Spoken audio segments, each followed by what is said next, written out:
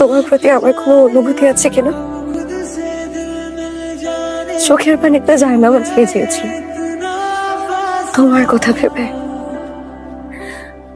আর শুধু অপেক্ষা করেছি যে কবে তুমি আসবে আর আমি তোমাকে বলবো যে আমি তোমাকে স্বাধীনতা দিয়েছি, তার মানে এই নয় যে তুমি যা খুশি তা করবে। স্বাধীনতা এবং স্বেচ্ছাচারিতার পার্থক্যটা তোমার সেই বোরিং ডায়লগস। এখানে কিন্তু আরো অনেক ধরনের কবুতর আছে, দিকে আসছে না?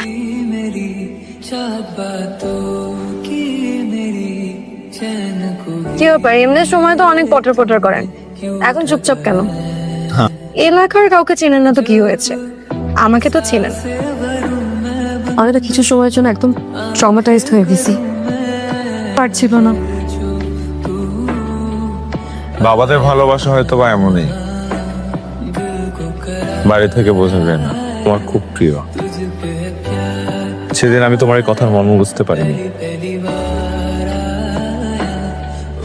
কিন্তু এখন আমি খুব ভালো করে বুঝতে পারছি।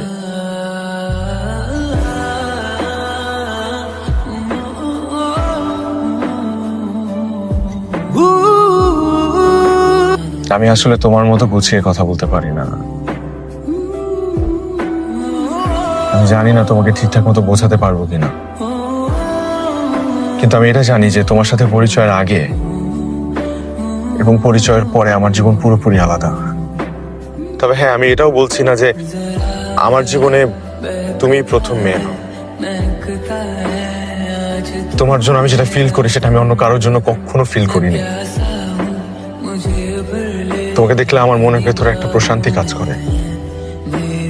আমি কি বলবো সেটাও আপনি খুব সহজেই অনুমান করতে পারবেন। তারপরও উত্তরটা আমি তোমার মুখেই জানতে চাই। আমি ছোটবেলা থেকে পারিবারিক অনুশাসনে বড় হয়েছি।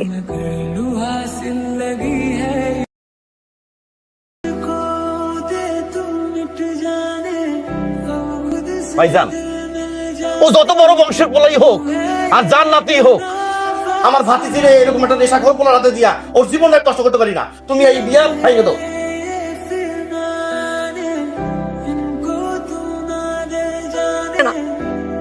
আমি ভয় পেয়ে গিয়েছিলাম।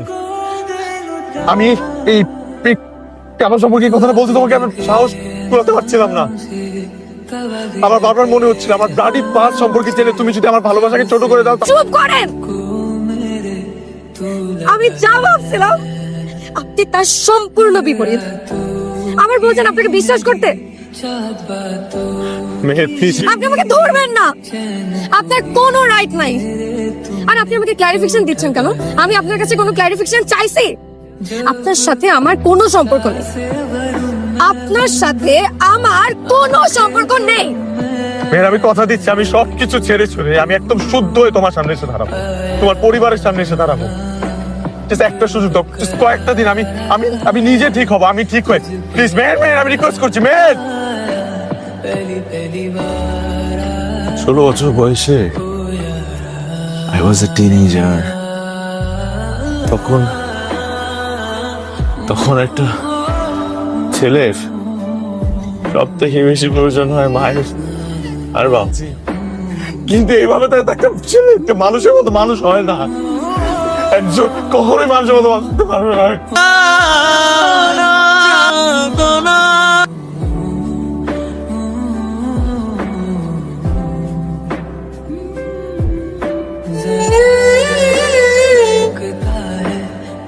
মেহের, এই কই যাচ্ছেন? মেহের, আপনি কে? মেহের সাথে আপনি শুনুন। মেহের যাচ্ছে কেন? মেহের, মেহের, এই ঠিক করেন। চিল্লাচ্ছেন কেন? মেহের কই? মেহের কোথায়? মেহের কোথায়? মেহের কোথায়? আসতে দাও। আমার মেহেরের সাথে কথা আছে।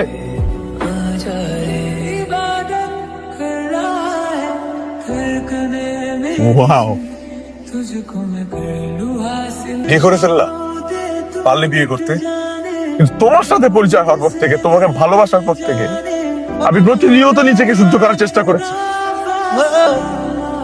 গত 4টা মাস আমি নিজের সাথে ফাইট করেছি। আমি নিজেকে ভর্তি হয়েছি শুধুমাত্র তোমাকে ভালোবাসি বলে। আজকে আমি শুদ্ধ হয়ে আসছি এই জায়গায় তোমার সামনে, কিন্তু এসে আমি দেখতেছি তুমি বিয়ে করে ফেলছো। তুমি তো আমাকে ভালোই বাসো না এই খবর।